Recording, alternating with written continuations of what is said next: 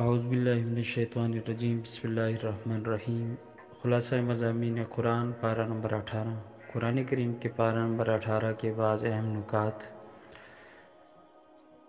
توجہ رکھو کہ کوئی بھی تجارت اور خرید و فروخت آپ کو دنیاوی امور میں مشغول نہ کر دے اور دنیا کے امور میں سرگرم ہو کر نماز اور یاد خدا سے غافل نہ ہو جاؤ۔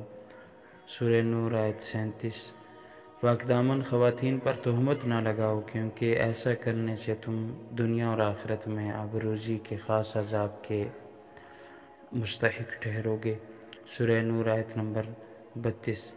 برے اور بے حیائی والے کاموں کو مسلمانوں کے درمیان رواج نہ دو اور اپنی زبان قلم کے ذریعے لوگوں کی آبروریزی نہ کرو۔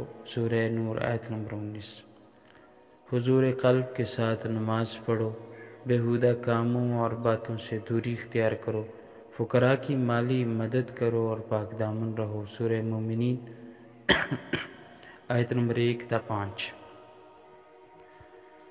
اگر بغیر دعوت کے تم کسی کے گھر جاؤ اور صاحب خانہ تمہیں مہمان کے طور پر قبول نہ کرے تو تم اس کے عذر کو قبول کر لو، بغیر اجازت اس کے گھر میں داخل نہ ہو اور بغیر ناراضگی کے واپس لوٹ جاؤ۔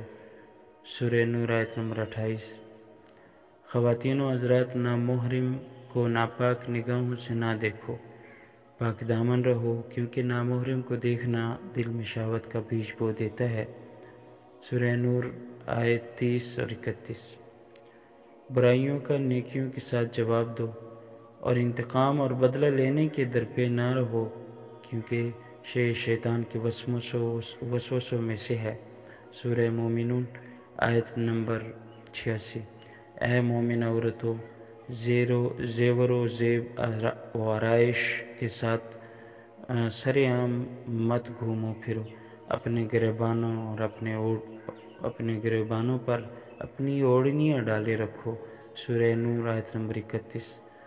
غیر شادی شدہ لڑکے اور لڑکیوں کے لیے شادی کے مقدمات فراہم کرو۔ شادی کے امر میں واسطہ بننے کی بہترین صورت ہے۔ سورہ نور آیت نمبر 32۔